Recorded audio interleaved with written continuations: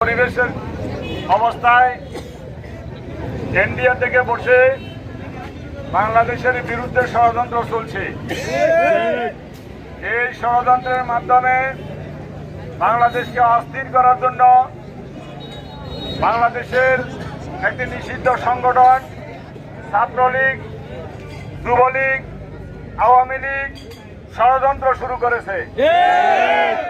এই ষড়যন্ত্র কোনো অবস্থায় বাস্তবায়ন করতে দেওয়া হবে না। তাই আমাদের কেন্দ্রীয় কর্মসূচির অংশ হিসাবে সারা বাংলাদেশের আমরা রাজপথে সারা রাত সতর্ক থাকব। শুধু তাই নয়, ফজরের পরেও তারা যে কোনো কারণে মিছিল করতে পারে, আমাদের কাছে মেসেজ আছে। আমরা কোনো অবস্থাতেই তাদেরকে মিছিল করতে দেব না।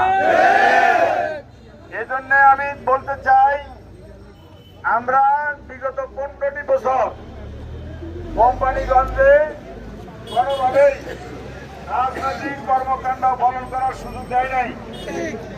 সে অবস্থায় তারা শত শত লোককে হত্যা করে, শত শত লোক, হাজার হাজার লোকের আহত করে দেশটাকে একটা সন্ত্রাসের জনপদ তৈরি করে গণতন্ত্র হত্যা করে এক পর্যায়ে পালিয়ে যাওয়ার পরে আবার দেশে অস্থিরতা সৃষ্টি করবে, তা হতে দেওয়া হবে না। সেজন্য আমি সকল কর্মী ভাইদেরকে অনুরোধ করব, আইন আমরা হাতে তুলে নেব না, কিন্তু কেউ যদি আইন হাতে তুলে নেয় তাকে ছাড় দেওয়া হবে না। প্রশাসনের কাছে আমরা অনুরোধ করতে চাই, আপনারা সতর্ক থাকুন। রাষ্ট্রীয়ভাবে নিষিদ্ধ সংগঠনের যদি কোনো মিছিল হয় এবং তারা যদি কোনো ল অ্যান্ড অর্ডার লঙ্ঘন করে, এর জন্য প্রশাসনও দায়ী থাকবে। সম্মানিত ভাইরা, আমি আপনারা সবাই শান্তিপূর্ণভাবে মিছিল করার কারণে আপনাদেরকে ধন্যবাদ জানাই।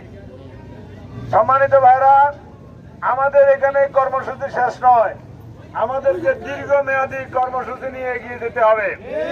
কারণ বাংলাদেশে এখনো কোনো স্থানীয় নির্বাচন, জাতীয় নির্বাচন হয়নি।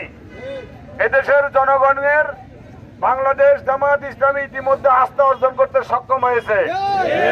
ডাক্তার শফিকুর রহমান সাহেবের বক্তব্য, জামায়াত ইসলামীর নেতা সৈয়দ আব্দুল্লাহ মোহাম্মদ তাহের সাহেবের বক্তব্য, জামায়াতের স্থানীয় নেতা আমাদের কোম্পানিগঞ্জের জাতীয় সংসদের প্রার্থী অধ্যক্ষ বেলায়েত হোসেন সাহেবের বক্তব্য এদেশের জনগণ গ্রহণ করে নিয়েছে।